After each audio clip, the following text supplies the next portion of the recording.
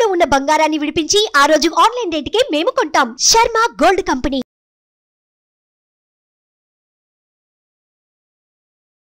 నమస్కారం, సుమన్ టీవీకి స్వాగతం. సాధువులను దర్శిస్తే పుణ్యం లభిస్తుందని, వారిని సేవిస్తే మోక్షం లభిస్తుందని పురాణాలు చెప్తున్నాయి. అటువంటి సాధు సంతులలో ఒకరు అఘోరాలు. అఘోరాలకి నాగు సాధువులకి ఉన్నటువంటి వ్యత్యాసం ఏంటి? ఈ అఘోరాలు ఏం చేస్తూ ఉంటారు? ఈ వివరాలను తెలియజేసేందుకు మనతో పాటు ఉన్నారు శివరుద్ర స్వామీజీ. గురుగారు నమస్కారం. నమస్కారం అమ్మా, చెప్పు తల్లి. స్వామి, మొదటి ప్రశ్న మాకు ఉన్న సందేహం అది.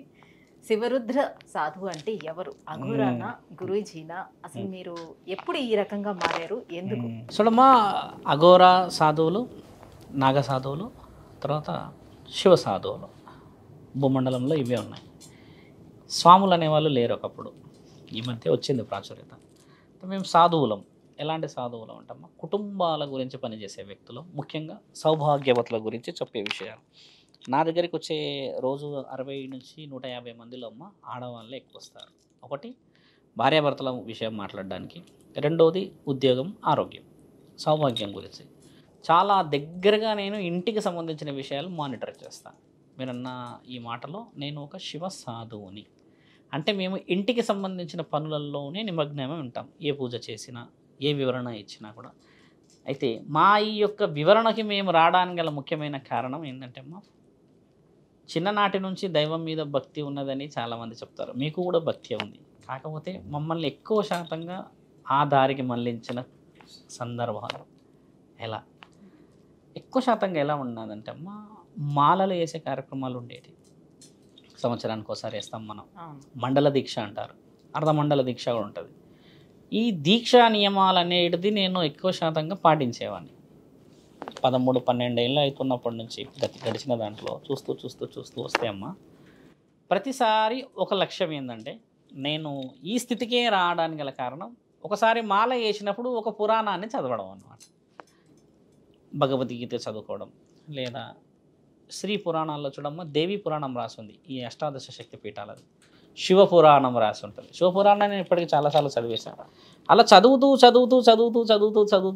అంటే మైండ్ ఫ్రీజ్ అయిపోయింది. ఎలా ఫ్రీజ్ అయిందంటే అమ్మ, ఒక మానవ శరీరం ఏ విధంగా అలవాటు చేసుకోవాలి ఏంది. ఇప్పుడు ఈ మధ్య ఒక చిన్న బాలుడి ద్వారా తెలిసిన విషయం ఏంటంటే అమ్మ, సందర్భం అడిగారు కాబట్టి చెప్తున్నాం. శివరుద్ర ఇలా కావడానికి గల కారణం, ఒక విషయం ఎందుకు వచ్చింది, సాధువా, ఘోరా, నాగ సాధువు అని చాలామంది సందేహాలు. ఆ వివరణకి బ్యాక్ వెళ్తే అమ్మ, ఒక మానవ శరీరాన్ని ఏ విధంగా ఉపయోగించాలో రాసి ఉన్నది కాబట్టి పురాణాలు చదవాలి. మనం ఒక వస్తువు కొనుక్కొచ్చుకుంటాం, దాంట్లో రాసి ఉంటుంది హౌ టు యూజ్ అని. అలాగే ఒక శరీరాన్ని ఏ విధంగా యూజ్ చేయాలని రాసి ఉన్నదే గ్రంథాలు. మంచి చెడు, మర్యాద, అన్నదానం, ఉపవాసాలు, లేకపోతే ఏదైనా సౌభాగ్యం, ఇల్లు, పిల్లలు, సంసారం అనేది అంతా రాసి ఉండేది. నరహలి, హింస, అహింస, ఇవన్నీ రాసి ఉండేది గ్రంథాలు కదమ్మా. భగవద్గీత తీసుకో, ఒక ఖురాన్ తీసుకో, ఒక బైబుల్ తీసుకో, ఇంకే గ్రంథాలు తీసుకున్నా కూడా ఒక శరీరాన్ని ఏ విధంగా వాడాలని రాసున్నది ఒక గ్రంథాలు చదవడం వల్ల ముఖ్యంగా ఈ శరీరానికి ఈ అవకాశం వచ్చింది. ఎందుకు వచ్చింది? నేను ఒక ఫార్మాస్యూటికల్ కంపెనీలో ఎంటైర్ ఒక స్టేట్కి ఇన్ఛార్జ్లా కూడా చేశాను నేను ఒకప్పుడు సందర్భంలో. జీతము అదంతా బాగానే ఉండేది. ఇన్షర్ట్ వేసి, షూ వేసుకొని మంచిగానే బండి మీద పోయి అన్నీ చేసుకునే వాళ్ళం. సంవత్సరం వచ్చేసరికి ఏంటంటే మనం ఆ 47 రోజుల దీక్ష తీసుకునేది. నేనేం చేస్తాను అంటే 2 పౌర్ణమిలు 2 అమావాస్యలు తీసుకుంటాను. ఈ అందరు సాములలాగా తీసుకొని నేను. అందరు ఏం చేస్తారంటే 47 రోజులు కార్యక్రమం, 47 రోజుల తర్వాత వాళ్ళు వెళ్ళేసి అక్కడ గంగా స్నానం చేసి వస్తారు. నాది అలా ఉండకపోయేది. 2 నెలల్లో ఖచ్చితంగా 2 అమావాస్యలు చూసేవాడిని, 2 పౌర్ణమిలు చూసేసి నేను 3వ పౌర్ణమి కానీ అమావాస్య కానీ వస్తున్న తరుణాన్ని వెళ్ళేవాడిని. కంప్లీట్గా అక్కడే మైండ్, బుక్స్ చదువుకోవాలి, ఇది చేయాలి, చెప్పాలి. ఎవరితో మాట్లాడితే కూడా మిత్రమా అని మాట్లాడాలి, అమ్మ తల్లి అని మాట్లాడాలి. నేను మీతో ఇప్పుడు మాట్లాడుతున్న ఎక్కువ శాతంలో కూడా తల్లి అమ్మ అని అన్న. ఈ విషయ వివరణలో నాలుకని కంట్రోల్ చేసుకోవాలి ముఖ్యంగా, తర్వాత శరీరాన్ని కంట్రోల్ చేసుకోవాలి. ఇవన్నీ చేసుకున్న తర్వాత మనము సమాజంలో ఉండాలి అని అంటే కుదరదు.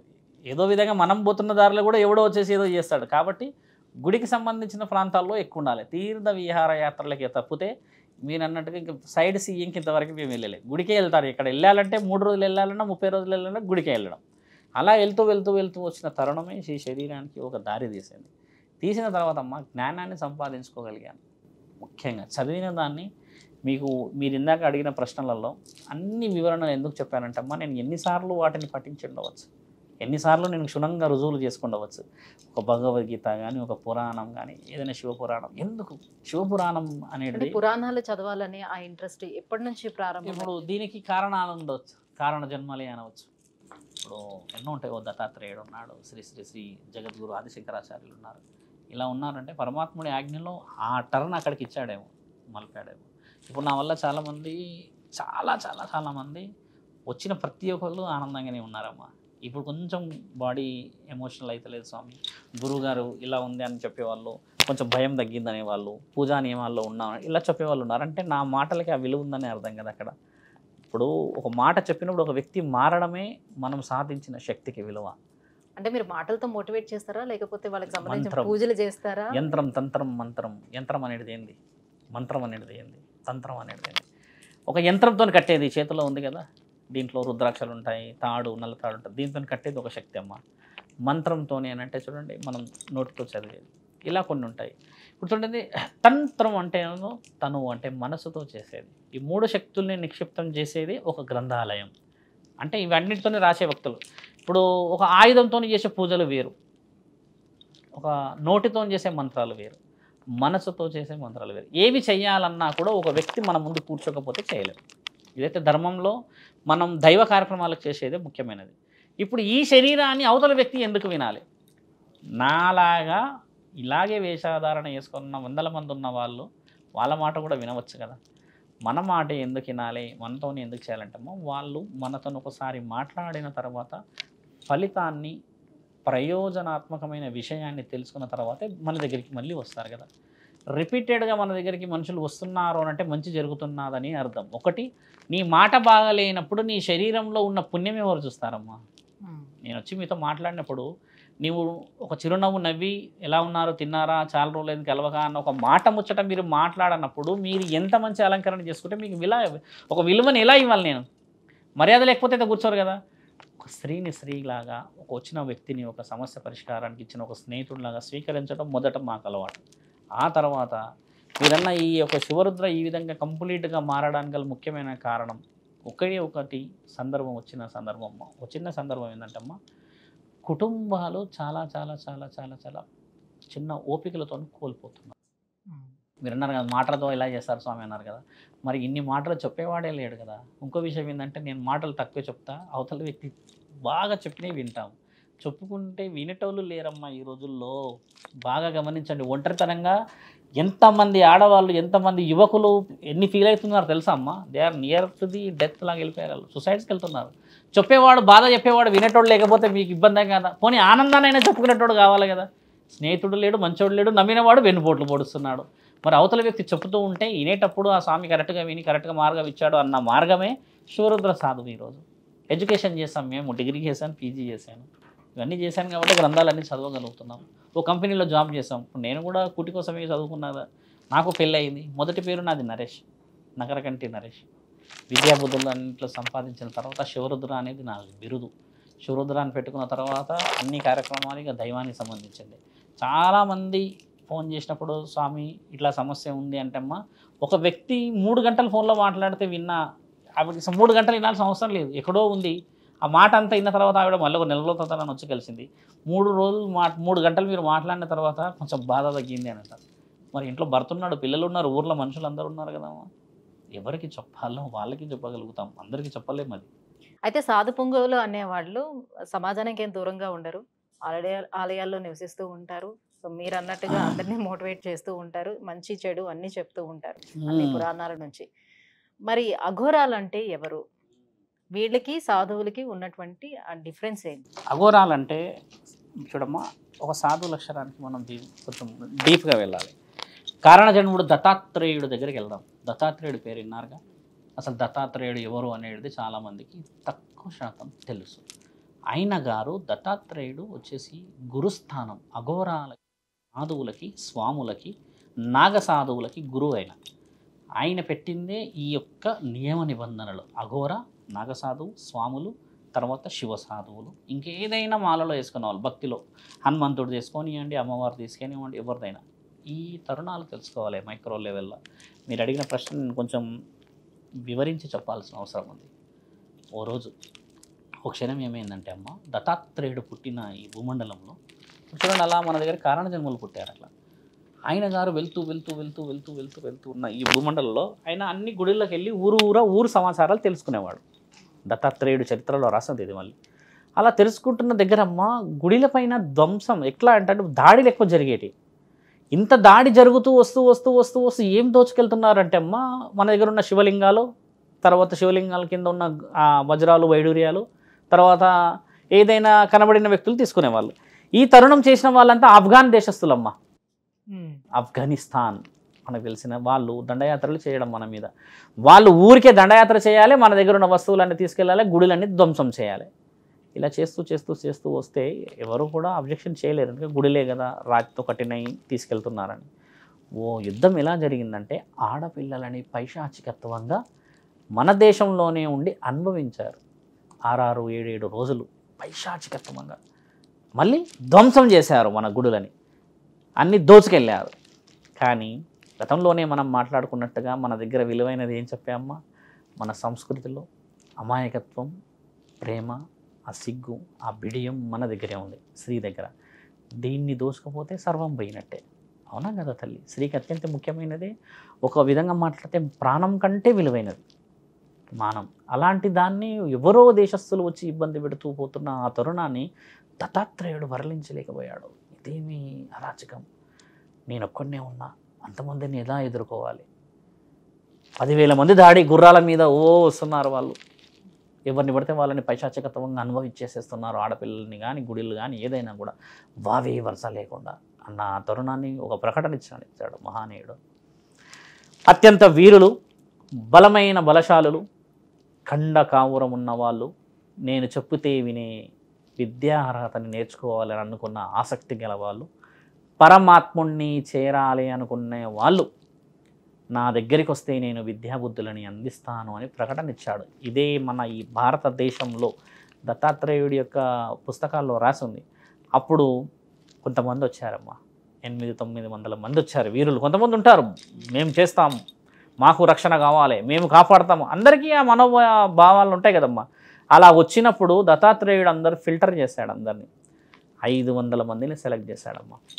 500 మందిని సెలెక్ట్ చేసి వాళ్ళకి మొదట రాగానే వాళ్ళకి జీవితం మీద ఒక ప్రశ్న ఏమొచ్చిందంటే, వాళ్ళు బట్టలు ఎక్కువ శాతంగా అఘోరాలు కనబడరు, వేసుకోరు, చాలా చిన్నగానే ఇక్కడ ఒకటి కట్టుకుంటారు, తెల్లటి వస్త్రం లాంటిది. ఈ సందర్భం వాళ్ళు ఏం చేశారంటే దేహం మీద ఆశ వదిలిపించారు. మొదట నీకు ఒకవేళ దేహం మీద ఆశ ఉంటే, పరస్త్రీ మీద వ్యామోహం ఉంటే నువ్వు ఈ విద్యకి అర్హత సంపాదించలేవు. అవతల మీద శత్రువు వస్తున్నది ఎక్కడికి? మన సాంప్రదాయం మీద, మన యొక్క విలువైన దేవాలయం మీద వస్తున్నాడు. కాబట్టి నీ యొక్క శరీరం మీద నీకు ధ్యాస లేకపోతేనే నువ్వు అవతల వ్యక్తిని ఆ వచ్చే దాడికి నువ్వు ఎదుర్కోగలవన్న నియమ నిబంధనలను పెట్టినప్పుడు ఈ 500 మందికి మొదటి సంవత్సరం గుండు గీకేవాళ్ళమ్మా. గుండు గీకేసి కఠినమైన పరీక్షలు, మంచులో పడుకోబెట్టి నీళ్ళల్లోనే ఊపిరి లేకుండా కొద్దిగా కూర్చోబెట్టి, ఇలా ఇవి ఏంటంటే సాధనలో భాగాలు. ఇవన్నీ ఒక్కొక్క సాధన ఇచ్చేవాడు. అలా ఇచ్చి 12 సంవత్సరాలు గడిచేవి తల్లి. ఒకసారి నెత్తికి ఉన్న ఎంటికలన్నీ తీసేశాక ఈ హెయిర్స్ అన్నీ మళ్ళీ వాళ్ళు ఎప్పటికీ తీసేయరు, ఇంకా వదిలేస్తారు. పెద్దగా ఉంటాయి ఒక్కొక్కళ్ళకి ఇంత. రుద్రాక్షలు వేసుకుంటాడు, 1100 రుద్రాక్షలు వేసుకుంటాడు ఒక అఘోర. అంటే ఒక అఘోరకు అర్హత ఏంటంటమ్మా, 1100 రుద్రాక్షాలు ఎందుకు వేసుకోవాలంటే 1100 ఏదైతే ఈ మెడలో ఉంటాయో ఆయన రుద్రుడితో సమానం, రుద్రుడి యొక్క అర్హతతో సమానం. రుద్రుడు అనేవాడు ఒక వీరుడు, ఆ వీరుడి యొక్క బలాన్ని సంపాదించినట్టు అనమాట. అంటే రుద్రుడు మరో పరోక్షంగా మాట్లాడితే శివుడే, అంటే ఆయన బలం సంపూర్ణంగా వచ్చిందని అర్థం. అలా వచ్చిన ఆ తరుణం వచ్చినాకమ్మ కరెక్ట్గా 12వ సంవత్సరం వచ్చిన తర్వాత ఇలా చేతులు పెట్టి ఇటు నెత్తిపైన 3 కుండలు పెట్టేవాళ్ళు. ఎడం వైపు ఒక కుండ కట్టేవాళ్ళు, దాంట్లో నీళ్ళు ఉండేవి. కుడి చేతి వైపు కుండ కట్టేవాళ్ళు, నెత్తిలో ఒక కుండ కట్టేవాళ్ళు. అన్ని నీళ్ళు ఒలకకూడదు, అవి ఒక చుక్క కూడా పడకూడదు. ఈ యొక్క కాలు ఈ లెఫ్ట్ ఈ తొడపైన పెట్టి ఇలా నుంచోవాలి, వాళ్ళు ఒంటి కాలపైన ఇలానే నుంచోవాలి. నుంచున్న ఆ తరుణాన్ని గురువుగారు వచ్చేసి బలమైన ఒక కర్ర, ఇప్పుడు నా త్రిశూలం ఇలా ఉంది కదా తల్లి, ఇంతకంటే బలమైన కర్ర తీసుకొని వచ్చేసి అంగస్తంభన జరిగే ప్రాంతంలో కొట్టేవాళ్ళు పురుషుడికి. అది తట్టుకున్నావా విద్యకి అర్హత పొందినవాడివి, కుండలో నీళ్లు పడ్డాయా అర్హత లేనివాడివి, అని చెప్పిన ఆ తరుణం గెలిచిన వీరులు ఈ 500 మంది. అంగస్తంభన పూర్తిగా స్త్రీ మీద వ్యామోహం అక్కడికి చనిపోతుంది. ఇంకా వేరే స్త్రీ మీద ధ్యాస ఉండదు. ఆ యొక్క స్థితిగతులు మారిన తర్వాత హరహర మహాదేవ్ అని చెప్పేసి బొట్టు పెడతారు. ఈ 3 బొట్లు బాగా చూడండి. వీరుల లక్షణం ఉన్న వాళ్ళకి, ఏదైనా శత్రువు యొక్క యుద్ధాలు జరుగుతున్న వాళ్ళకి ఇలా ఉండి బొట్లు ఉంటాయి. ఇలా ఉండి మధ్యలో బొట్టు ఉండే వాళ్ళు పురోహితులు ఉంటారు. మీరు బాగా గమనించండి. ఇలా పైకి బొట్లు ఉన్న వాళ్ళు కొంచెం గాంభీర్యత్వం, శివభక్తులు ఎక్కువ మంది పెట్టుకుంటారు. అలా పెట్టిన తర్వాత మళ్ళీ ఆఫ్ఘాన్ దేశస్తులు వచ్చారు మనపై దండయాత్రకి. పెద్ద పెద్ద త్రిశూలాలను తీసుకొని హరహర మహాదేవ్ అని చెప్పి వెనక్కి పంపించిన మహావీరులమ్మ వీళ్ళంతా. ఒక్కొక్కరి తల ఇలా తీసి హరహర మహాదేవ్ అని అక్కడ పెట్టి, నా దేశ సంప్రదాయం, నా దేశ సంపద తీసుకుపోయినా మేము ఊరుకున్నాం, కానీ అత్యంత విలువైన అమాయకత్వాన్ని, చిరునవ్వుని, మా యొక్క స్త్రీని, మా యొక్క భవిష్యత్తుని తీసుకుపోతే ఊరుకోలేము. ధర్మం కోసమే నేను ప్రాణాలు తీస్తున్నానే కానీ నీవంటే నాకు శత్రువు కాదు, కాబట్టి నువ్వు చేస్తున్న పని అధర్మమైనదని అలా తల తీసి ఆడ కిందే పెట్టేసిపోయిన తరుణమే ఈ నాగసాధవులు దత్తాత్రేయాలు చేసిన ఒక మహనీయమైన సంఘటన తల్లి. వీళ్ళంతా నాగసాధవులు. నాగసాధవులు అంటే అర్ధనగ్నంగా ఉంటారు. వాళ్ళు బట్టలు ఉండకుండా బట్టలు కొంచెం కట్టుకుంటారు. అసలు శరీరం మీదే ధ్యాస లేని వాడికి బట్టలు ఎందుకు తల్లి? అఘోరాలు ఎందుకు వేసుకోరు? చాలామంది చాలా వక్రీకరించి చెప్తారు. వాళ్ళు వేసుకోరు, వేరే స్త్రీతో సంభోగాలు చేస్తారు, వశీకరణ చేస్తారు. అబద్ధం అది. అంత పెద్ద కార్యక్రమంలో దత్తాత్రేయుడిది రాసి ఉన్నది అక్కడ. ఆయన చేసిన కార్యక్రమం. వాళ్ళు భారతదేశాన్ని కాపాడిన మహారక్షకులు వాళ్ళు, నాగసాధవులు. మరి ఎక్కడి నుంచి వచ్చారు ఆ నాగసాధవులు? ఎవరి కోసం వచ్చారు? నిన్ను కాపాడడానికి, నీ ఇల్లును కాపాడడానికి, నీ సంసారాన్ని కాపాడడానికి పెట్టిన వాళ్ళని ఈరోజు దొంగలని, మాంసాహారం తింటున్నారు అంటున్న ఈ సమాజం నిజమైన విలువలు ఎప్పుడు తెలుసుకుంటుందమ్మా? నాగసాధువుల తంతు అక్కడికైతే తర్వాత వచ్చిన శవాల్ని కూడా భక్షిస్తారు అఘోరాలు. అది లెక్క మీకు విషయ వివరణలకు వెళ్ళి చెప్పాలి. ఇప్పుడు ఈ 12 సంవత్సరాల పరీక్ష ఏముందంటే అమ్మ, 7 గడపలకు మాత్రమే వెళ్ళి భిక్షాటన చేయాలి వాళ్ళు. వీళ్ళకి తిండి పెట్టడానికి వండుకునే అర్హత లేదు. 7 గడపలకు వెళ్ళి భవతీ భిక్షాందేహి అని అడగాలి. ఒకవేళ ఆ స్త్రీ మాంసాహారం ఆ రోజు వండి ఉంటే ఆ మాంసాహారమే తీసుకొచ్చి ఆయన పట్టుకొని వచ్చిన కంచంలో వేయాలి. ఆయన అదే తినాలి. లేదు భోజనం ఇయ్యలేరు, ఏదైనా పండు పలహారం ఇచ్చారు తినాలి. 7 కడపలు దాటిన తర్వాత నీకు భిక్ష 7 కడపలు దొరకకపోతే ఆ రోజు నీ ఊపిరే నీ ఆహారం. మళ్ళీ ఇంకో రోజు వచ్చి నెక్స్ట్ డే మళ్ళీ వేరే ఊరికి వెళ్ళి, వేరే పక్క వీధికి వెళ్ళి భవతి భిక్ష అంది అనాలి. అఘోరాలలో సాధనలో ఉన్న భాగం. పరమాత్ముడిచ్చిన ఆజ్ఞ మరి అది. నీ ఆత్మ పరమాత్మని కలుస్తుంది, మరి నీ శరీరం మరొకరిని గెలవాలి. బాగా గుర్తుపెట్టుకోండి. ఒక శరీరం ఒక పరమాత్మని గెలవాలంటే అంతఃకరణ శుద్ధి అవసరం. అంటే మన మైండ్ సెట్, మన ఆలోచన విధానం అనేది మనం తీసుకునేటువంటి ఆహారం మీద డిపెండ్ అయి ఉంటుంది కాబట్టి ఎక్కడ రాస్తుంది మరి? ఎలా రాస్తుంది? మనం ఎటువంటి ఆహారం తీసుకుంటామో ఆ ఆహారం ప్రతిఫలమే మన మనసు మీద పడుతుంది. ఇప్పుడు ఒక ప్రాణం ఉన్నది, ప్రాణం లేనిది, శాకాహారం, మాంసాహారం. ఒక శాకాహారం, ఒక మాంసాహారం ఈ విధంగా ఉంటుందని శాసన గ్రంథాల్లో ఎక్కడ రాస్తుంది? మీరు ఒక ప్రూఫ్ తీసుకోవచ్చు. నేను మీకు రుజువు చేయగలుగుతాను. ఒక మేకనో, కోడినో, లేకపోతే ఇంకా దేన్నో తిన్న ఆ తరుణాన్ని మనం ఏ విధంగా తీసుకెళ్తాం? ఒక మొక్కని నువ్వు నీళ్లు పోయకుండా దానికి కావాల్సిన ఏదైతే మనం వేస్తాం, ఎరువు లాంటివి కానీ ఏదైనా వేస్తాం కదా, ఇవేవి వేయకుండా నువ్వు ఒక మొక్కని పెట్టేసేసి మళ్ళీ ఒక 4 రోజులకు 5 రోజులకు వచ్చి దాన్ని కోసుకొని తినమ్మా, తినగలవా? దానికి ప్రాణం పోయాలంటే నువ్వు నీళ్ళు పోయాలా? మరి నీళ్ళు పోస్తేనే అది మొక్క మొలుస్తుందా? మొలిచిన తర్వాత కాయలు వస్తాయా? అంటే దానికి ప్రాణం ఉన్నదని అర్థం కదా. మరి అలాంటి దాన్ని నువ్వు కోసుకొని తింటున్నావంటే మరి దాన్ని కూడా ప్రాణాన్ని కోసినట్టే కదా. మరి అలాంటప్పుడు దీన్ని కోసినట్టానికి దాన్ని కోసిన దానికి తేడా ఎక్కడ ఉంది? నువ్వు అన్న దాంట్లో ఇంకో మైక్రో లెవెల్ ఆన్సర్ ఏముందనంటే అమ్మ, తినే తిండిని బట్టి ప్రభావం వస్తుంది అనేది నిజమైనది. ఎందుకంటే అమ్మ, ఒకప్పుడు వీరులే తినేవాళ్ళంటే మరి అవతల శత్రువుని మరి ఏ విధంగా ఎదుర్కోవాలి? కండకావరం ఉండాలి అంటే నువ్వు కండగల తినే ఆహారం ఉంటేనే అవతల వ్యక్తిని ఎదుర్కొంటావు. ఇక్కడ పెరుగన్నం తినేసి నువ్వు ఆ గుర్రం మీద వచ్చిన పట్టుకోగలవా? నీ కండలో కూడా బలం ఉండాలి కదా నా తల్లి. కాబట్టి ఏంటంటే శాస్త్రజ్ఞానాలలో ఆహారానికి నియమ నిబంధనలు రాసారే కానీ ఈ ఆహారమే తినాలని రాయలేదు. బాగా గుర్తుపెట్టుకోండి. ఇప్పటికి కూడా మిలిటరీ వాళ్ళు కానీ పోలీసు వాళ్ళు కానీ వాళ్ళు తినే పద్ధతులు వేరుంటాయి. మద్యాన్ని పోస్తారని అని వింటూ ఉంటాం కదా. అంటే వారి శరీరం ఉష్ణోగ్రతలు, శత్రువు దాడులను తట్టుకోవడానికని శాసన గ్రంథాల్లో రాసింది. ఒక అఘోర మాంసాహారం తింటున్నాడు, అది ముమ్మాటికి నేను ఒప్పుకోను. ఎందుకంటే అమ్మా, మరి ఒక భూమండలంలో ఒకప్పుడు ఇంతటి జనాభా లేని సమక్షంలో అడవులపైన ఉండి దండయాత్రలకి పోతే మళ్ళీ తిరిగి రాని ప్రాణాల్లో ఏమి తిని ఉండాలమ్మా? మరి వాళ్ళు ఎక్కడ తింటారు? ఒక మనిషి చనిపోయినాక తిన్నారే కానీ ఒక మనిషిని పట్టుకొని చంపి తిన్నారా అమ్మ? Can you show any proof, documentation? చనిపోయిన మనిషిని ఇక్కడ ఫ్రీజ్ చేసి మరి తింటారు వాళ్ళు. ఒకసారి ఒక అఘోర ఒక మనిషిని తింటే అమ్మ 24 రోజుల వరకు మళ్ళీ భోజనం చేయడు. ఇది తెలుసా? చాలామందికి తెలియదు. చాలామంది అంటారు వాళ్ళు తాగుతారు అది చేస్తారు అంటే అమ్మ వాళ్ళు తాగి ఎక్కడన్నా ఎవరితోన్నా తూగుతూ కనబట్టి గొడవలు చేశారా? వాళ్ళు తాగిన తర్వాత గంగ పక్కనే కూర్చొని ఈ కాలు పైకేసి ఈ నడుము దగ్గరికి ఇలా చేతులు పెట్టి త్రిశూలాన్ని పట్టుకొని తల పైకి పెట్టుకొని ఇలానే ఉంటారు. ఎవరిని చూస్తారు తెలుసా అమ్మ? వాళ్ళు పరమాత్మని చూస్తారు. ఓం నమ శివాయ అని. వాళ్ళు ఎవరిని పూజిస్తారు సాధువులు తెలుసా అమ్మ? మొదట పరమాత్మని పూజిస్తారు, శివుడిని. ఆ తర్వాత వచ్చేసి మహాశక్తిని పూజిస్తారు, కాళికామాతని. మూడో వ్యక్తి మహావిష్ణువు, ఆర్థిక స్థితిగతుల కోసం. నాలుగో శక్తి వచ్చేసి సూర్యుడు, బ్రహ్మముహూర్తాల్లో పరమాత్ముడు వస్తాడు వెళ్తాడు కదా. భూమండలం మొత్తం వెలిగించేది తండ్రే కాబట్టి వెలుగు సూర్య భగవానుడు. ఐదవ వాడు వినాయకుడు. బాగా గుర్తుపెట్టుకోండి. శాసన గ్రంథాల్లో ఏమి రాస్తుంది? వినాయకుడిని మొదటి పూజ, కార్య సిద్ధాంతాలు. కానీ వినాయకుడికి మొదటి పూజ అర్హత ఇచ్చింది ఎవరు? పరమాత్ముడు. కాబట్టి వాళ్ళు మొదటి స్థితిగతులే పరమాత్మని ఎత్తుకుంటారు. ఇంతటి స్థితిగతులు ఉన్న ఆ నాగసాధువులు మీరన్నట్టుగా నరమాంస భక్షకులు ఏ విధంగా అయ్యారు తల్లి? వాళ్ళు తిన్నది చేసింది ఎంత? ఆత్మని పరమాత్మని కలపడానికి నీ దగ్గర ఆత్మ ఉంది, మరి శరీరాన్ని దేంతో కలపాలి? ఒక వేరే వ్యక్తి ఒక శరీరాన్ని తిన్న తర్వాత ఆ వ్యక్తి శరీరం కూడా పరమాత్మలో కలుస్తుందన్న నమ్మకం ఇది. స్వామి, నాగసాధువులు ఎవరో చెప్పారు, మరి అఘోరాలంటే ఎవరు? ఇప్పుడు యాక్చువల్లీ ఎలా చెప్పాలంటే అమ్మ, దత్తాత్రేయుడి విషయ వివరణకు వెళ్ళేసి మనం సాధువుల గురించి తెలుసుకున్నాం. అంటే లక్షణాలు ఏంటి అని. నాగసాధువులు విషయంలో అమ్మ, వాళ్ళు పెళ్ళిళ్ళు జీవితం మొత్తం పరమాత్ముడికి అప్పచెప్పిన వాళ్ళు. ఈ అఘోరాలలో కొంతమంది జీవితం మీద వెన్నుపోట్లు, కొంతమంది జైలు శిక్షలు, కొంతమంది నమ్మక ద్రోహాలు, కొంతమంది జీవితం మీద విరక్తి, అలసిపోయి వచ్చిన వాళ్ళు అఘోరాలు. వీళ్ళు ఏంటంటే బై డిఫాల్ట్ అఘోరాలు అయిపోతారు. కానీ ఈ నాగసాధువులు ఏంటంటే పుట్టడక్కతోనే వీళ్ళు అఘోరాలుగా నుంచి ఈ నాగసాధువుల జీవనశైలికి వస్తారంటే పరమాత్ముడి ఆజ్ఞతో పుడతారు వీళ్ళంతా. అందుకని ఒక స్త్రీకి, ఒక సమాజానికి, ఒక ఆహార నియమ నిబంధనలకి ఎప్పటికీ దూరంగా ఉంటారు. అంటే వాళ్ళ యొక్క పరీక్షలు బలంగా ఉంటాయి. ఈ అఘోరాలలో అమ్మ కొంతమంది పుట్టుకతోని పోయి ఉన్న అఘోరాలు కూడా ఉన్నారు.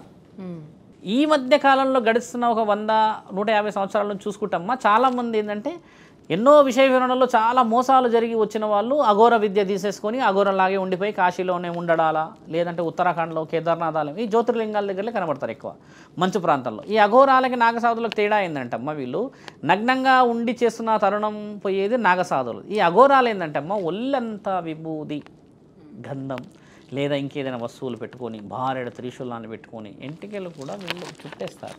ఇప్పుడు నేను చుట్టినట్టుగా ఈ నాగసాధువులు చుట్టకపోయేవాళ్ళు, వదిలేసేస్తారు మొత్తం. వాళ్ళకి ఏంటంటే అసలు ధ్యాస ఉండదు. వాళ్ళు ఈ ఎంటికలతో కూడా అవతల వ్యక్తిని చంపే అంత బలమైన చుట్టుకొని ఉంటాయి ఇవన్నీ. తింపి కొడితే కూడా అవతల వ్యక్తికి కండ్ల దగ్గర అంటే అదొక ఇక్కడ కొట్టినా కూడా అంతటి విద్య అర్హత.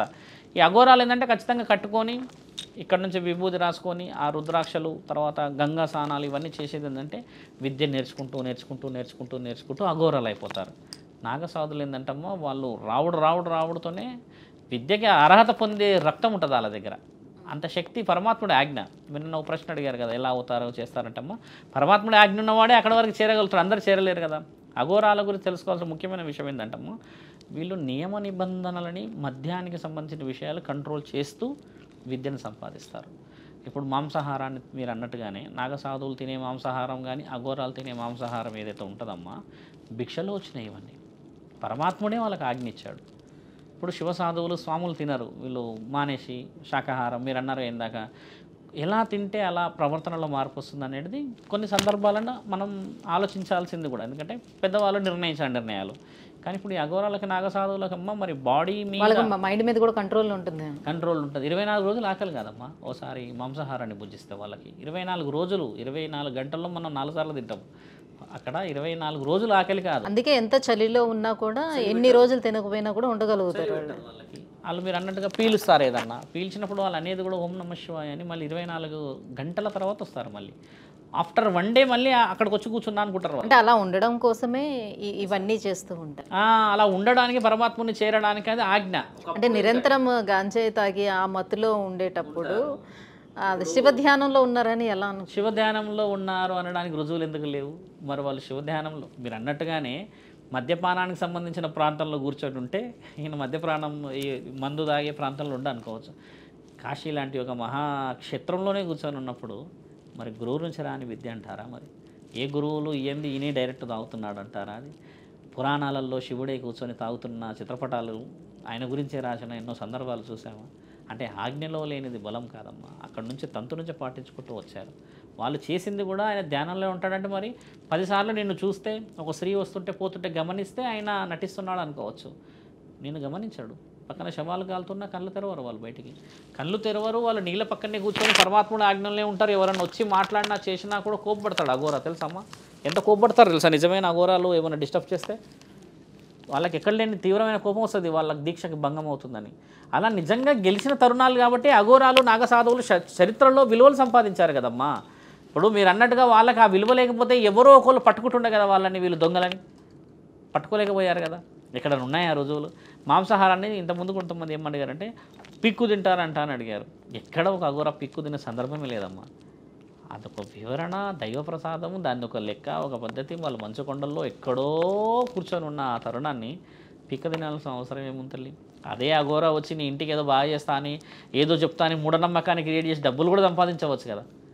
నిజమైన అఘోర సమాజానికి రాడు కాబట్టి, సమాజంలో తిరగడు కాబట్టి, వీళ్ళందరికీ దూరంగా ఉంటాడు కాబట్టి వసతులు ఏర్పాటు చేసుకుంటాడు అక్కడ. అది నిజమైన విషయం.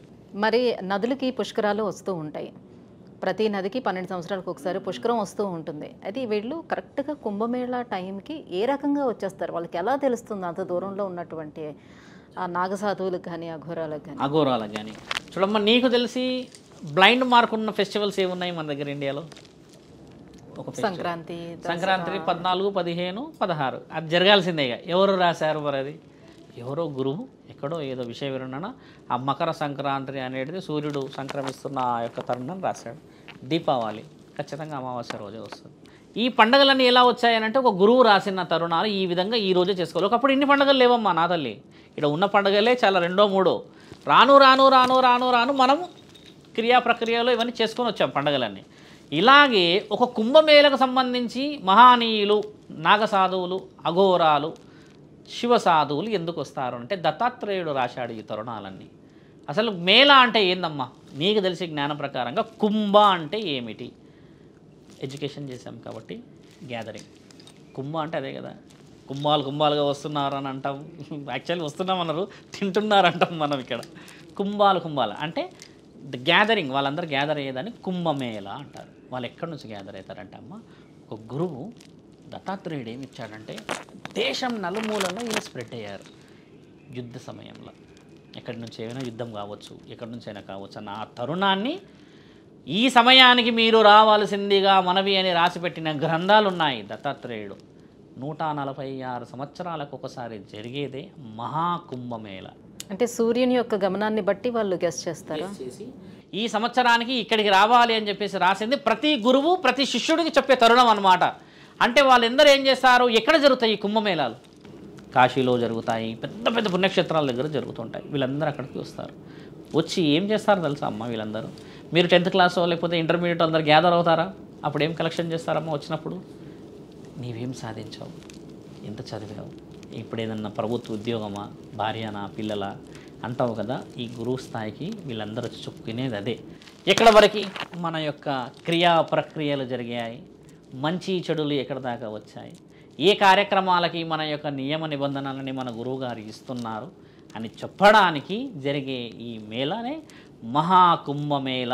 ఎంతమంది చనిపోయారు మన వాళ్ళు, ఎంతమంది ధర్మరక్షణలో ఇంకా ఉన్నారు, శిష్యులు ఎవరైనా వచ్చారా, ఇంకేమైనా వివరణ కావాలని అనుకున్నదే మహాకుంభమేళ. కుంభమేళ కూడా ఉంది నా తల్లి. మహాకుంభమేళ, కుంభమేళ వచ్చేసి 12 సంవత్సరాలకు ఒకసారి జరిగేది. అప్పుడు ఈ గురువులు ఎవరో రారు, పెద్ద గురువులు వచ్చేది 146 వరకు. అప్పుడు ఖచ్చితంగా ఆయన 140 ఏళ్ళు ఉన్నాయన కూడా రావాలి అడిగి, ఎందుకంటే మేము ఉన్నాము అని చెప్పేసి అందులో కౌంటింగ్ చేసుకునే వాళ్ళు కూడా ఉంటారు. అక్కడ ఫలానా రాష్ట్రం నుంచి ఇంతమంది వచ్చారు, ఫలానా రాజధాని నుంచి ఇంతమంది వచ్చారు అని రాసే శిష్యులు కూడా ఉంటారు. ఈ 12 సంవత్సరాలకు వచ్చేది ఏంటంటే అమ్మ, వాళ్ళంతా మాస్టర్ డిగ్రీ అయితే వీళ్ళు డిగ్రీ వాళ్ళు, అంటే స్థాయికి తగ్గిన వచ్చేవాళ్ళు. తర్వాత 6 సంవత్సరాలకు ఒకసారి కూడా జరిగేది ఉంది. దాన్ని అర్ధకుంభమేళ అంటారు. అంటే 12లో 6 కదా అర్ధ. అప్పుడు ఇంకొంచెం స్థితిగతులు కొంచెం తక్కువ ఉన్న వాళ్ళు వచ్చి గ్యాదర్ చేసుకున్న వాళ్ళు కొన్ని రాష్ట్రాల నుంచి ఫలానా విషయం అమెరికాలో మన వాళ్ళు క్షేమమే కదా అని చెప్పుకుంటారు. అక్కడికి వచ్చి అఘోరాలు మాట్లాడుకునే సందర్భాలు చాలా ఉన్నాయి. వాళ్ళు చెప్పుకుంటారు, వాళ్ళ భాషలు వాళ్ళ తరుణాలు చెప్పుకుంటారు. తర్వాత అంటే వాళ్ళకంటూ ఏదైనా ఒక భాష ఉంటుందా? భాష అనేది ఏముండదు, సేమ్ మనలాంటి భాషే తెలుసుకుంటారు అమ్మాయిలు. కానీ వాళ్ళైతే మైకులు పెట్టి మాట్లాడుకోరు కదా, ఓ దగ్గర కూర్చొని ఎలా ఉంది ఏం సంగతి ఇలా ఎక్కువ మాట్లాడరు, మితంగానే వాళ్ళు మాట్లాడారు, అమితంగా కాదు. తర్వాత జరిగేది మగు కుంభమేళ, దాన్ని మేఘు కుంభమేళ అంటారు. 3 సంవత్సరాలకు ఒకసారి జరిగేది. ఇలా ఈ పుష్కరాలకు సంబంధించిన విషయ వివరణ అనేది వీళ్ళకి సంబంధించింది కాకుండా సముద్రాలకు సంబంధించింది. అది ఈ అర్ధ కుంభమేళ, మహాకుంభమేళ, కుంభమేళ, మగు కుంభమేళ జరిగిన ఈ తరుణం అనేది అఘోరాలు కానీ సాధువులు కానీ నాగసాధువులు కానీ ధర్మరక్షణలో వాళ్ళ ఎంతమంది ఉన్నారు ఎంతమంది వచ్చారనేది చేర్చుకునే ప్రక్రియ. ఇప్పుడు తగ్గిందమ్మా. ఒకప్పుడు 144 సంవత్సరాలు వెనక్కి వెళ్ళి చూస్తే భూమండలం మొత్తం అఘోరాలే, అంతమంది ఉండేవాళ్ళు. ఇప్పుడు అంత ప్రాచుర్యం తగ్గింది కదా అఘోరాలకి, వీళ్ళందరూ లేరు ఇప్పుడు. ఎందుకంటే ఒకప్పుడు అఘోరాలు ఏంటంటే they are protected to the మన ఇండియా, అంటే ఆడపిల్లల్ని సంస్థానాన్ని కాపాడే ధర్మాన్ని కాపాడేవాళ్ళు. ఇప్పుడు పోలీసు వాళ్ళు వచ్చేసారు కదా తల్లి, ఆర్మీ వచ్చేసారు కదా, ఇలా అందరు వచ్చేసరికి వాళ్ళ అఘోరాల ప్రస్తావన తగ్గుతూ వచ్చింది. లేకపోతే ఒకప్పుడు వీళ్ళే కమాండర్స్ కదా, వీళ్ళే కమాండోస్, వీళ్ళే ప్రొటెక్టర్స్. మీరు అన్న అందరు బాడీ అంటే నాగసాధువులు అనేవాళ్ళు మీరు అన్నట్టు చిన్నప్పటి నుంచే వాళ్ళు ఈ ట్రైనింగ్ లోకి వచ్చేస్తారు. వాళ్ళు చాలా శక్తులను కూడా పొందుతారు. సో వాళ్ళు ఒక మనిషి చనిపోయేటప్పుడు ఆ మనిషి నుంచి వేరు చేయబడుతున్నటువంటి ఆ ఆత్మను చూడగలుగుతారా, ఆ దోషను చూడగలుగుతారా వాళ్ళు? ఇప్పుడు గురువు విద్య అదే తల్లి. నీకున్న నాలెడ్జ్కి నీ గురువుకున్న నాలెడ్జ్కి ఆయన గురువుకున్న నాలెడ్జ్కి చాలా తేడా ఉంటుంది. అంటే జ్ఞానాన్ని సంపాదించడమే మనిషి యొక్క పరిజ్ఞానం. అంటే ఆత్మని చూడగలిగిన వాడు పరమాత్మని చూడగలుగుతాడు. వీళ్ళు చేసే సాధన అది కదమ్మా. కొందరు వ్యక్తులకి ఎందుకు ఆ అర్హత వస్తుందంటమ్మా, వీరు ఏ విధంగా మైక్రో లెవెల్లో విద్యని సాధించగలుగుతారో వాళ్ళకి మాత్రమే ఆ అర్హత వస్తుంది. ఏ ఏజ్లో పడితే ఆ ఏజ్లో అందరినీ చూడలేము కదా మనం. నీకు ఆ స్థితిగతులను నీవు అనుభవించి కారణజన్ముడై కారణం చేత కారణాలను నీవు గెలిచి చూయించి రుజువు చేయబడిన వాడికి మాత్రమే ఆ అర్హత ఉంటుంది. అలా చాలామంది ఉన్నారు. చనిపోయిన వ్యక్తి ఎలా చనిపోయాడని కూడా చెప్పేటోళ్ళు ఉన్నారు. మీకు తెలుసా అమ్మ, కాశీలో కొంతమంది గురువులు ఉన్నారు, పేర్లు మాకు తెలుసు.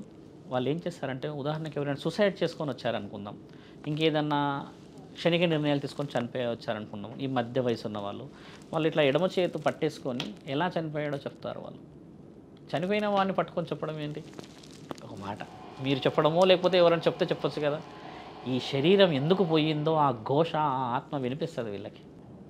నన్ను తీవ్రంగా హింస పెట్టారు, నన్ను ఎవరు పట్టించుకోలేరు, మానసికంగా నేను పిచ్చోన్నైపోయా, సూసైడ్ చేసుకునేదాకా పోయా, నమ్మిన వాడే మోసం చేశాడు, అప్పుల్లో కూరుకుపోయా, నేను ఓడిపోయా, ఇవన్నీ రోదన అయిన పడుతుంది ఇట్లా పట్టుకుంటే. అట్లా చెప్పిన విద్యలు మన దగ్గర ఉన్నాయి.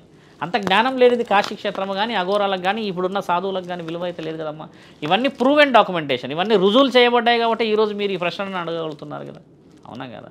అలా అని వాళ్ళు ఏం చేశారు, ఆ శరీరాన్ని ఆత్మని ఇంకేదో చేయడం ఇలాంటిది ఏం చేయలేడు. ధర్మ కార్యక్రమాలకి పరమాత్ముడి ఆజ్ఞతోనే కాలం చేశాడు కాబట్టి క్షణిక నిర్ణయాలైనా ఏదైనా శరీరాన్ని వదిలిపెట్టింది ఆత్మ కాబట్టి మళ్ళీ పోయే అవకాశం లేదు. కాబట్టి దహన కార్యక్రమాలు చేయాల్సిందే.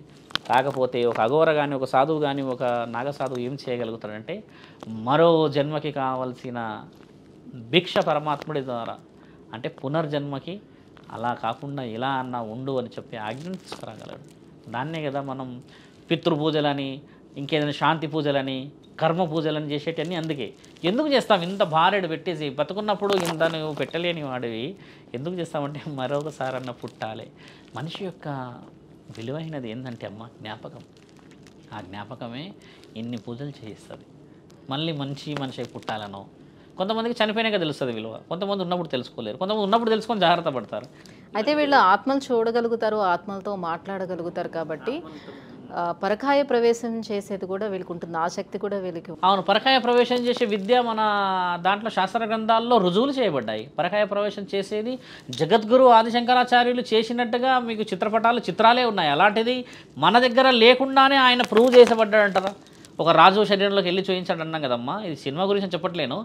జగద్గురు ఆదిశంకరాచార్యులు 100 సంవత్సరాల క్రితం పుట్టే దాన్ని రుజువు చేశాడు.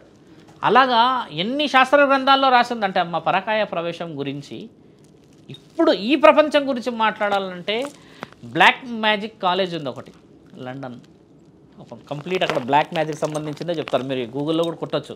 అక్కడ వాళ్ళు చేసే ప్రయోగం అంతా ఏంటంటే అమ్మ, ఒక మనిషి ఆత్మ ఎక్కడికి పోతుంది, అసలు ఆ ఆత్మని ఆపొచ్చా, ఎన్ని రోజులు బ్రతకవచ్చు, మరణాన్ని దాటవచ్చా అన్న ప్రయోగాలు చేసుకొస్తున్నారు ఇప్పుడు. అంటే ఒక శరీరాన్ని కంట్రోల్ మేము చేయలేకపోతున్నాం, ఆత్మ చేయగలుగుతా అన్నది విద్యార్హతను ఒక విద్య అందిస్తున్న గురువులు ఉన్నారు ఇప్పుడు అక్కడ. మరి శాస్త్ర జ్ఞానాలను గెలిచిన మన ఈ భూమండలంలో, అఖండ భారతదేశంలో రుజువు చేయబడిన ఎన్నెన్నో ఉన్న ఈ తాళపత్రాల్లో పరకాయ ప్రవేశం గురించి బ్రహ్మాండంగా రాస్తుందమ్మా. అది నిజంగా విద్యార్హత సంపాదించిన గురువు చేయగలిగిన స్థాయి తల్లి అది. పరకాయ ప్రవేశం చేసి ఈయన ఏం చేస్తాడు, ధర్మ కార్యక్రమాలకి ఎవడు పడితే వాడు ఏ శరీరాలకు పోవడానికి కూడా లేదు మరి అర్హత. ఎందుకంటే నీ గురువుకు ఒక నియమ నిబంధనలు, అదే కదమ్మా గురువు యొక్క దీక్ష అంటే, గురువు యొక్క బోధన అంటే. మరి అలా చెప్పినప్పుడే ఆ గురువు యొక్క స్థితిగతులను నువ్వు గెలిచిన వాడివి అవుతావు. ఇప్పుడు శిష్యుడు ఉన్నాడమ్మా, 40 మంది శిష్యులు, ఒక్కడే గురువు. ఈ 40 మంది ఆ శిష్యులలో ఒక్కళ్ళే ఆ గురువు స్థాయికి ఎదుగుతారు, కానీ గురువు యొక్క విలువని ఎక్కువ శాతంగా సంపాదిస్తారు. గురువు కొన్ని విద్యార్హతల్ని సంపాదించగలుగుతాడు, ఈయన గురువు కంటే పై విద్యలు సంపాదించగలడు. అలాంటి శిష్యులు లక్షల్లో ఉన్నారుగా మన దగ్గర. వాళ్ళు ఎలా అయ్యారమ్మా గురువుని మించిన విద్యార్హత సంపాదించిన విద్య? పరమాత్ముడు ఆజ్ఞతోనే అయ్యారనే కదా అర్థం కదా తల్లి. వీళ్ళంతా బంగారం ఆయన తీసి దాన్ని తాపడో పెట్టేసి వస్తువు చేశాడు. అది ఎక్కడ మెరవాలో అక్కడ మెరిసేలా చేయడమే గురు లక్షణం కదా.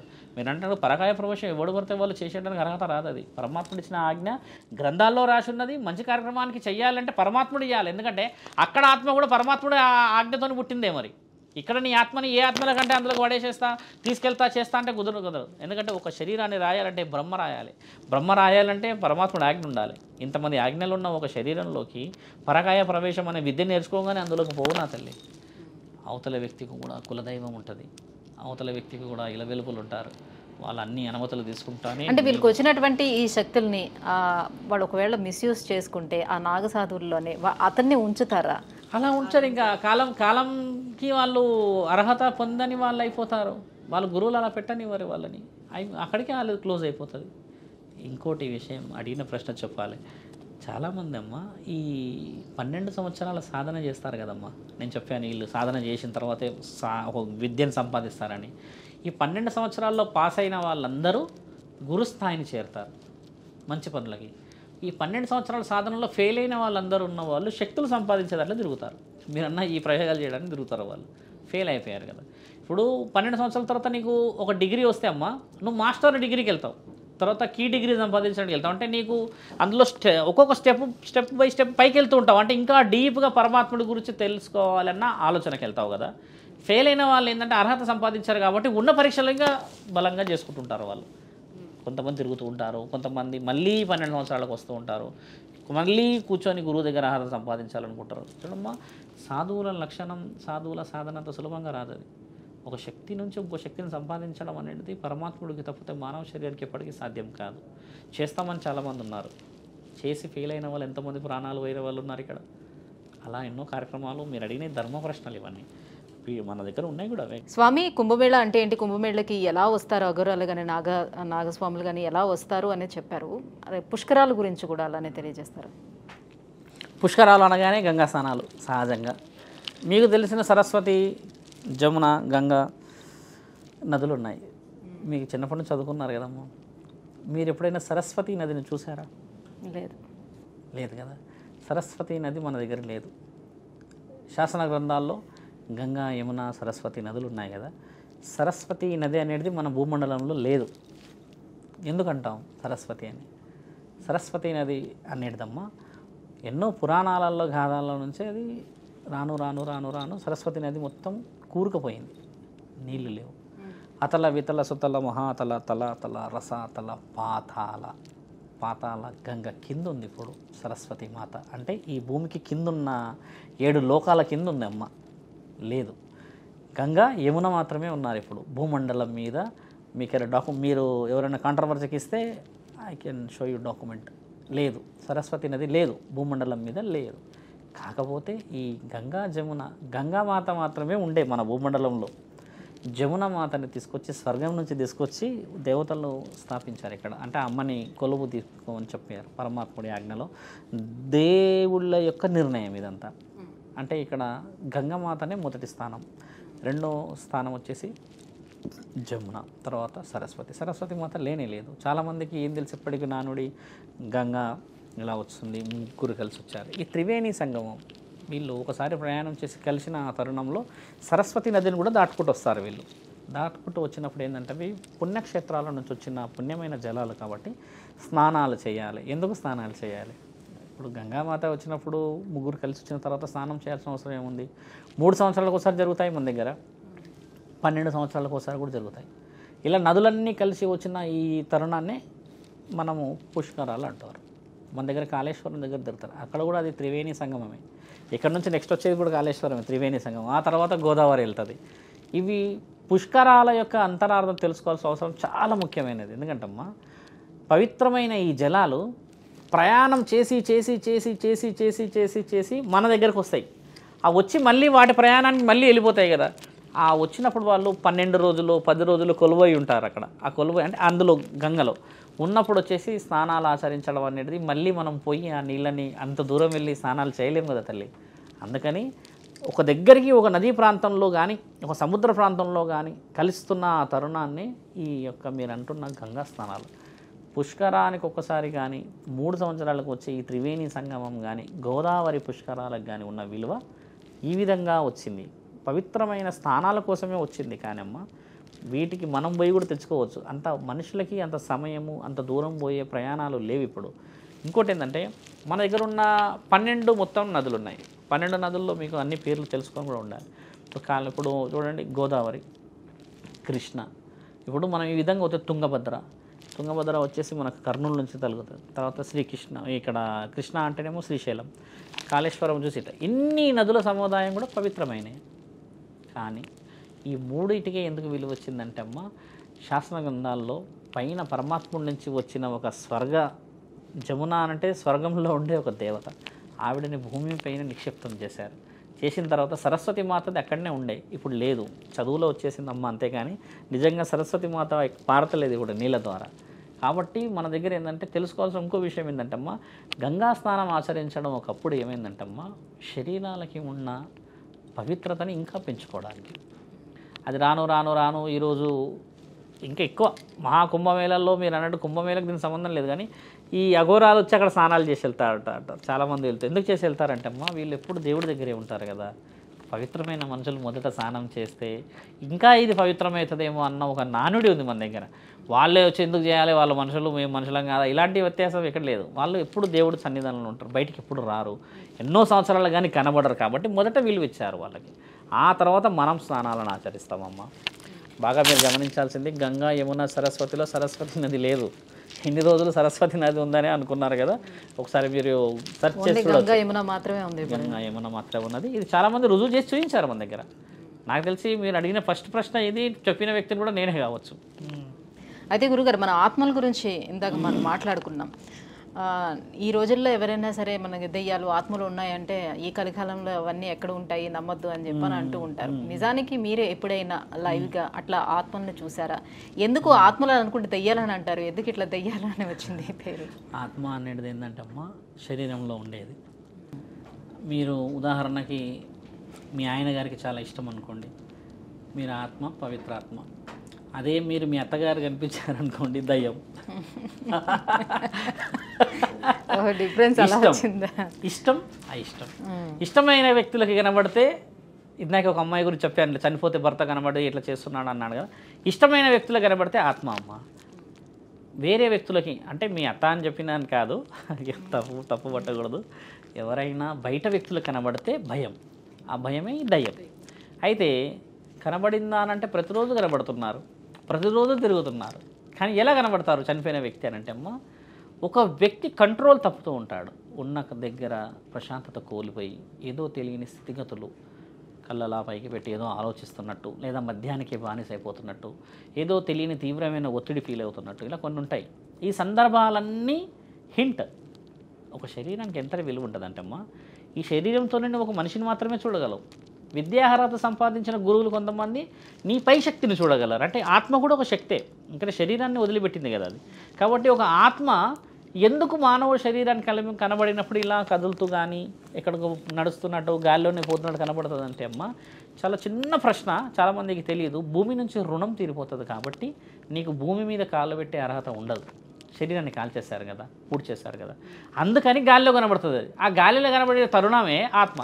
అదే ఒకవేళ ఆవిడ మనలాగా నిలబడితే ఆవిడ మనిషి అయిపోవచ్చేమో. అంటే ఆత్మలకు శక్తులు అనేవి ఉంటాయి. శక్తులు ఎందుకు ఉండవు? మానవ శరీరానికి 50% ఆత్మ, 50% శరీరం అమ్మ.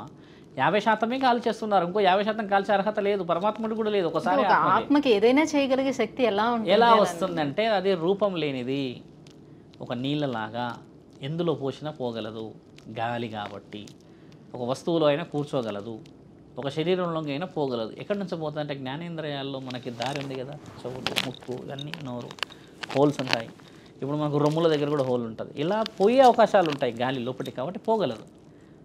శరీరాల్లోకి వెళ్ళగలుగుతాయి. అలా ఉండదు, కొన్నిటిపైనే ప్రయోగాలు జరుగుతాయి. నిందాక మనం ఏం మాట్లాడుకున్నాం, ప్రయోగాలు చేపించి కొంతమంది క్షుద్ర పూజలు చేపించేసి దాన్ని ప్రేరేపించి ఆత్మ ఎలా ఉంటుందంటే అమ్మ, ఉదాహరణకి 30 ఏళ్ళకి ఇప్పుడు 60 ఏళ్ళు రాసున్నవాడు 30 ఏళ్ళకి చనిపోతే ఈ మిగతా 30 ఏళ్ళు అనే ఈ యొక్క జీవితం ఒక కారణం లేకుండా తిరుగుతూ ఉంటాడమ్మా. వీళ్ళందరూ ఏం చేస్తారంటే ఆశ చూపిస్తారు, క్షుద్ర పూజలు చేసేవాళ్ళు.